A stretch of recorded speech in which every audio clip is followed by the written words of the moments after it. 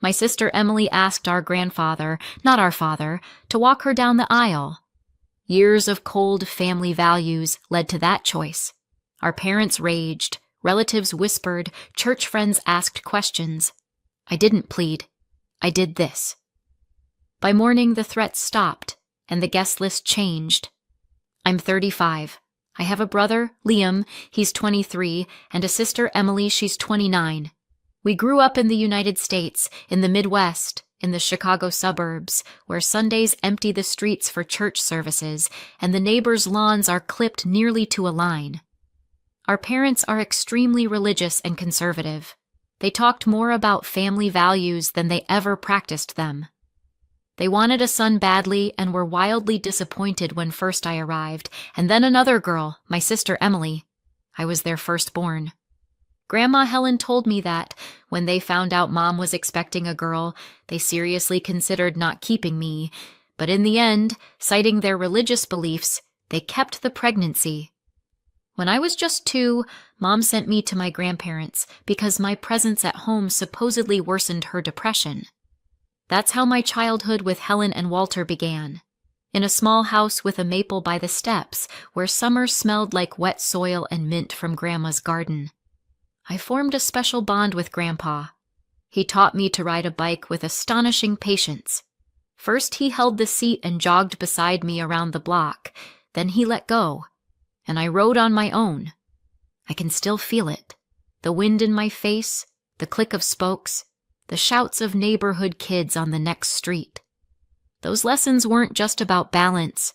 They were about having an adult beside me who didn't raise his voice, didn't shame me, just believed I could do it. Grandma, for her part, taught me gardening. How to loosen the soil, how to tell a weed from a seedling, how to wait for the first peony to open. I watched flowers unfurl and loved my small corner of nature, the patch she gave me at the back of the bed. Those skills still help me stay calm, ground me, literally. My parents didn't visit me once until I turned 7, until neighbors and people from our church started asking out loud why their eldest daughter wasn't living with them. Then, so it wouldn't look strange, Mom and Dad came and took me from Helen and Walter, despite my protests. I cried and begged to be left where there was stability, warm arms, predictability, but they buckled me into the car and drove me home, to the very house where I felt like a guest. 3 more years went by, and it seemed like our parents found their joy again. They were expecting a second child. When it turned out to be another girl, you could see the disappointment, though it wasn't as loud as it had been with me. Thankfully, Emily didn't have to live what I did. She wasn't sent to the grandparents. She grew up with our parents. But the difference in how we were treated was obvious. From me, it was expected that I'd help Mom with practically everything in the house. Dishes, cleaning, cooking, wrangling the little kids in Sunday school, an endless list that told me, day after day, that usefulness mattered more than my feelings. When it came to Emily, the rules were softer. She was pitied more, understood more. Her mistakes were treated as a normal part of growing up, not a personal failure to be shamed for. School was the same story. They pressed me to excel at everything. Only A, no A. You need more clubs and activities. They signed me up for extra classes, and any deviation from the perfect trajectory was taken as a sign of ingratitude. When Emily started school, the atmosphere for her was much calmer. Our parents still cared about her grades, but they didn't shove her into rigid rails. They let her choose what she liked and let her go to school events without endless lectures. And the way they celebrated our achievements, especially that, was night and day. If I won an academic contest or wrote a flawless test, it rarely came with more than a short, good job. Any progress Emily made became a mini party. Cake, a family photo later posted on Facebook, calls to relatives. I couldn't understand for a long time how the same parents could raise 2 daughters so differently. It was hard to grow up under constant criticism while watching my sister live, relatively, an easier childhood. Even so, I tried not to be angry at Emily. She didn't choose my childhood or hers. I helped with homework, went to her performances, tried to be a steady example so that, at the very least, she'd have an older sister she could lean on. We kept a warm bond, even with the ache gathering inside me. 6 years after Emily was born, everything changed. Liam arrived, the long-awaited son. Our parents threw a full-on feast. Gifts, people from our church community, the pastor's congratulations, long speeches about the heir. From day one, you could see he got special treatment. Expensive clothes, the trendiest toys, the best stroller, a pricey crib, and a stunning nursery. Nothing like the rooms Emily and I had. But it wasn't just the things. They gave him far more attention. Thousands of photos, videos of every little goo, sentimental posts on social media. They didn't miss a single pediatrician's appointment, argued over the vaccine schedule, hunted for the best specialists. With me or my sister, they'd never been that involved. The inequality didn't fade as Liam grew. He was excused from chores we did by default. Let the girls take out the trash. Let the girls load the dishwasher. Let the girls mow the lawn. Liam has to get to his tutor. His birthdays became grand productions with pricey gifts, balloons, and rented venues. Emily and I felt second class beside all that. To be honest, I was used to it by then. For Emily, it was her first head-on collision with what I'd lived through, and it hurt. We ran to Grandma and Grandpa's even more, like to a shelter. Countless days in their garden, evenings by the fireplace, long talks about fears, dreams, and how heavy home felt. Grandma always told us, "You're not alone. You have us." When I hit my teens, my parents slapped a rebel label on me, just because my views didn't match their church dogma and political slogans. If I tried to explain my position, Mom would start crying and say I was driving her up the wall. If I showed sadness or anger near her, she'd snap, scream, then disappear from contact for hours, as if I didn't exist in the house. When Emily got older and began to show her own mind, she developed anxiety.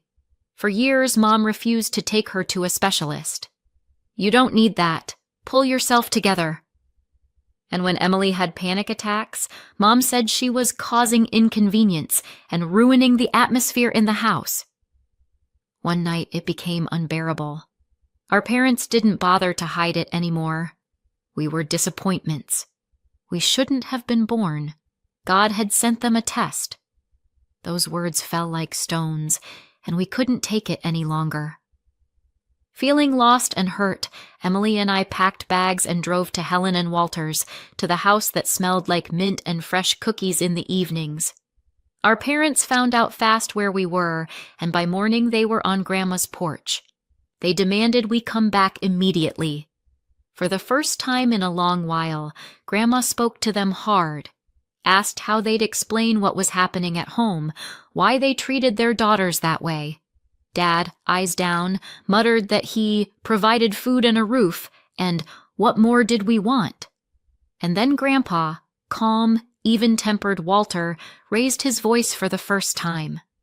He told my father he should be ashamed of how he treated his children, and he added, if our father did anything again that harmed us, he would call Child Protective Services, CPS. That genuinely scared them. Liam was still small, and the prospect of dealing with state services, especially in Cook County where, as the neighbors said, those calls are taken seriously, was the last thing they wanted. Grandpa didn't back down. He said straight out that we deserved better parents than the ones they had been so far, and I can still see him turn to my mother and say, "You are my daughter. But I never treated you the way you treat your children." My mother's face flushed in red patches. She was ashamed. That fight in Helen and Walter's kitchen was a turning point. For the first time, someone stood up for us openly and hard. Not with "be patient," but with action. With the threat to call the place you call when a child truly needs protection. After that night, the situation at home shifted a little. Our parents, especially my father, were clearly rattled by Grandpa Walter's hard words and his threat to call Child Protective Services, and they started behaving a little more calmly. Liam still got special attention, but the shouting and punishments aimed at Emily and me came less often. When I turned 18, I wanted college badly. I dreamed of getting out of the Chicago suburbs and trying campus life, even at an ordinary state school. My parents were adamantly against it. We fought hard. My mother kept saying that, as a girl, I should focus on marriage and children. She repeated that men don't like women who are too educated, and that campuses are a hotbed of depravity and liberalism. My father backed her up, mocking the idea of a woman's mind, earning a degree and insisting school would be useless to me. It hurt deeply to hear my own parents talk me out of independence for no other reason than that I was a girl. Despite their protests, I applied to several schools at once and got in. I was accepted into an honors program and received a scholarship, so my parents didn't have to pay for tuition or housing. They were furious that I disobeyed them. I didn't care. For the first time, I felt like I was steering my own life. I picked up part-time work on campus, first the library desk, then a cafe off the quad, and started putting money aside bit by bit. That season was a turning point. I learned to juggle adult responsibilities, balancing classes, work, and the rare scraps of a personal life. It wasn't easy, but every past exam and every month that closed in the black made me stronger, more independent. All that time, my parents called once in a while to see how I was. The calls were strange. A few formal questions, zero real interest. By graduation, I expected neither support nor praise. In the end, I finished my degree and took a full-time job in my field. Thanks to the shifts I'd worked during school and a little discipline, I saved enough to rent an apartment with roommates on the north side. Our contact with our parents grew rarer, then almost vanished, and not only because of me. It seemed they were perfectly content with the distance. Birthdays and holidays turned into the occasional perfunctory happy birthday text, sometimes a card with no note. When life hit harder than usual, trouble at work, a breakup, my first impulse was still to call family. I stopped myself. Going back to those emotional roller coasters we'd lived through with our parents felt unbearable. Little by little, it became a deliberate choice to cut them out of my life entirely. The only person in the parental circle I stayed close to was my sister, Emily. When it was her turn to apply to college, our parents threatened to throw her out if she dared get into all that schooling. I told her to move in with me. I needed to be sure she could keep chasing her own dream and build a future without parental bans and dictates. Emily moved, enrolled in a local college, a community college with a transfer path to a state school, and I worked hard to carry us both. Rent, utilities, Trader Joe's runs, sometimes bus tickets back to campus. It wasn't easy, but I was determined to back her education and see her through. During that time, our bond grew even stronger. We shared a kitchen and the daily load, and I took comfort in knowing that, despite the mess with our parents, I could create a safe, steady space for my sister to grow. When Liam got older, he didn't face what Emily and I had faced. Of course he didn't. Our parents proudly sent him to college. They paid application fees, test prep courses, campus tours in Michigan and Wisconsin. More than that, they had saved up enough for him to study without financial strain. Dorm deposits, a 4-school laptop, private tutors.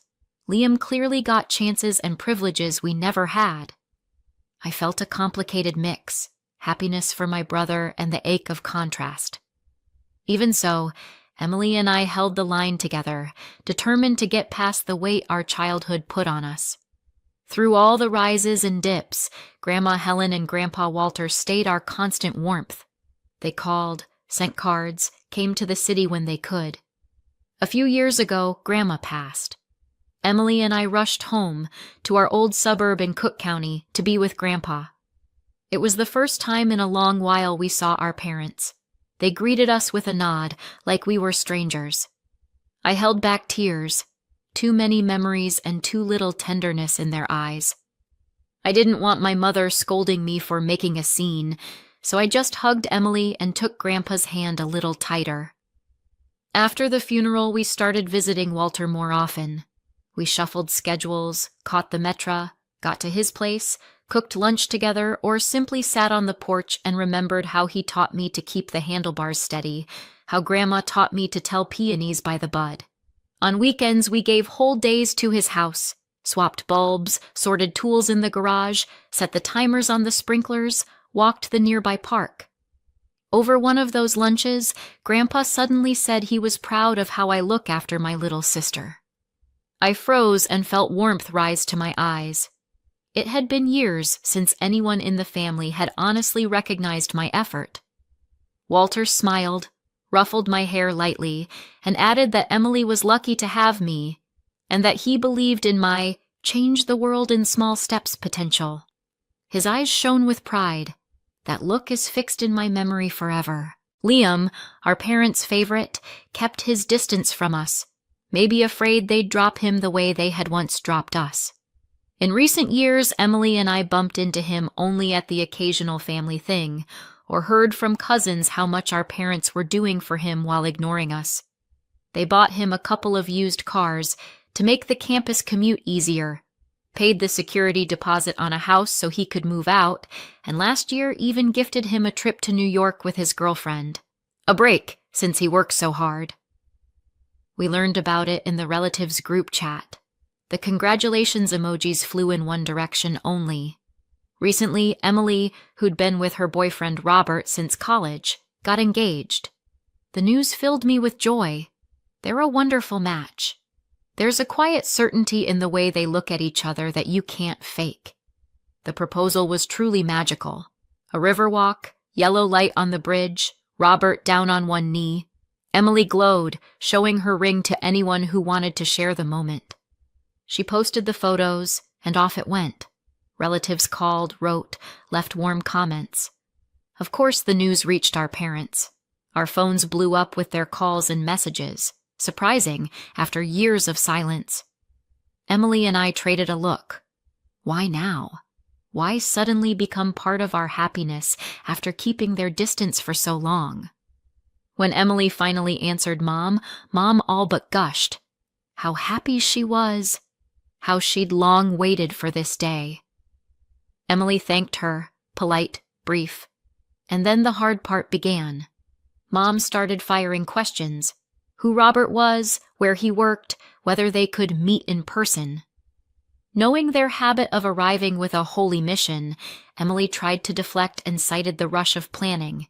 But my father, likely sitting right beside her, cut in and added firmly that they had earned the right to meet the man their daughter was going to marry. The push worked.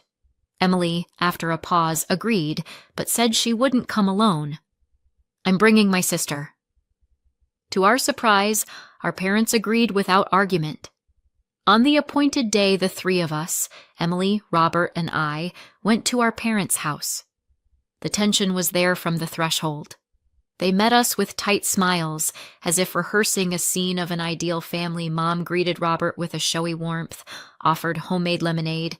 We sat at the table, and I could see how each of us sat a little straighter than usual. Sensing the stiffness, Robert tried to soften the room. He talked about himself, his work, how he and Emily loved weekend trips to the Botanic Garden. The conversation eased over into the wedding, dates, venue, guest list. And that was when the interesting part began. Our parents started gently hinting that it would be wonderful if the father of the bride, our dad, were the one to walk Emily down the aisle, and that Mom should have an important role. Somewhere in the middle of the attention. Emily and I exchanged a glance. Dad moved past the hints. It was important to show family unity in front of the relatives, so there wouldn't be awkward questions.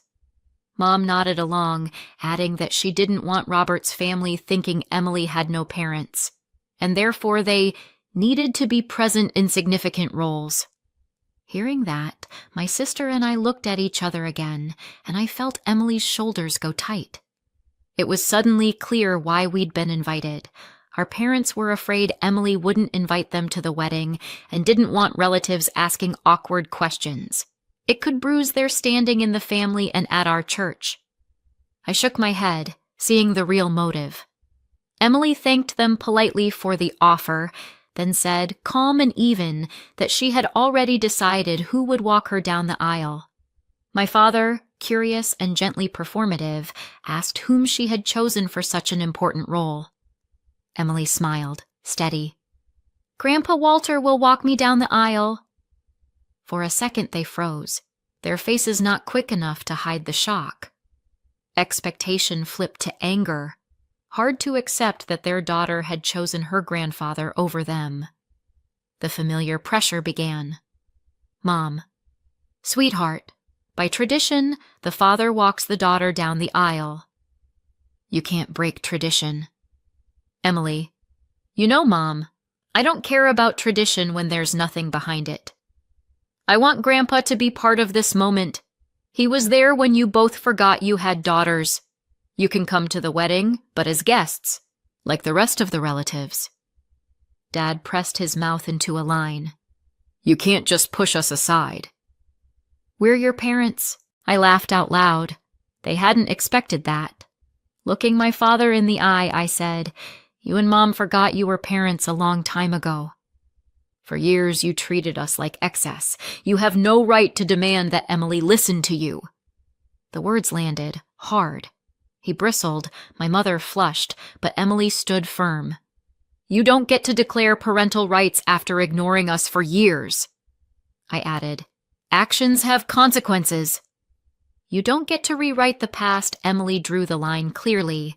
Their role at the wedding would be limited, like any other guest. Attend if they wished, but no control. The meeting ended on a bitter note, but my sister didn't budge. Leaving the house, I felt two things at once. Admiration for her courage and the dull disappointment that our parents still didn't see where their choices had led. From that day, the calls and messages poured in, from our parents and a few relatives, accusing us of selfishness and cruelty because a father had been denied the right to walk his daughter down the aisle. We stayed quiet. A few hours after the engagement news swept through the family chats, something else came into focus. To everyone asking about Grandpa, Emily had already told him she was engaged. He was the first to congratulate her. But we hadn't said she wanted him to walk her down the aisle. We decided to do that in person and watch his face. This weekend we were headed to his suburb, where he lives alone now. Meanwhile, our parents kept at it, sending angry messages. My father even wrote Robert a long Facebook screed, demanded he bring his fiancée to reason because a man should take things in hand, insisted Emily had no right to ask her grandfather because tradition says father, and finished with a threat. If Robert allowed this, he and Mom wouldn't attend the wedding. Robert answered simply and calm, My fiancée will do what she wants. I fully support her. Whether you attend is your choice. I could almost see my father's face as he read it. He'd counted on compliance. The thought made me smile. That weekend, Emily and I drove to Grandpa Walter's. The road felt short. We were wired and couldn't wait to say the words. We sat on his porch with lemonade, talked about nothing and everything, and then Emily took a breath and said, Grandpa, I want to ask you something important. Please walk me down the aisle. You've been there all these years. I can't imagine anyone else doing it. Walter's eyes filled. He stood, hugged Emily so tightly it was as if he was afraid to let go, and said it would be a great honor. My throat stung, and the three of us stood there, holding on to each other, like those old evenings when Grandma Helen called us in from the yard for dinner. We told him about the conversation with our parents and about my father's message to Robert. Walter only smiled a little and said he'd handle our mother just fine if she decided to make a scene, and that nothing would stop him from walking Emily down the aisle. Emily's shoulders dropped. The tension slid off. We stayed until evening, tidied the garage, checked the smoke detectors, made a grocery list. Before we left, I hugged him again. This man had been the anchor we'd always lacked. Weeks went by. Wedding prep swept everyone up. A venue on the north side, calls with the officiant, the seating chart, the dress, fitting Walter's suit. I caught myself counting the days until I'd see Emily shining, walking toward Robert on Grandpa's arm. 3 months later, the day finally came, and it exceeded every hope. The space looked exactly as we'd wanted. Light, greenery, warm wood. Guests filled the hall. The air carried joy and a hum of expectation. One absence was especially noticeable: our parents. After we limited their role in the ceremony, they chose not to come. We accepted their choice. The ceremony itself was magical. Emily, in her dress, radiant, stood beside Grandpa. Love and pride lived in his eyes as they came down the aisle. Trusting Walter with that role was exactly right, and Emily's smile said everything. The room was full of warmth, laughter, kind toasts. Emily and Robert exchanged vows, promising each other loyalty and care. The celebration ran late. Dancing, jokes, embraces, photos against the lights. After the wedding, life settled into its new shape. Emily and I made a deliberate choice to block our parents on every channel, so they couldn't pour their drama and bitterness into our days. We still visit Walter regularly, trying to give him as much time as we can. The path has been hard, but we want only the people who truly care for us nearby. If you've stayed to the end, thank you. Tell us what you think in the comments. Subscribe so you don't miss new videos, and take a look at the earlier ones. They're right here. I wish you warm ties with those who truly love you, your parents, your grandfathers and grandmothers, and everyone who chooses you every day.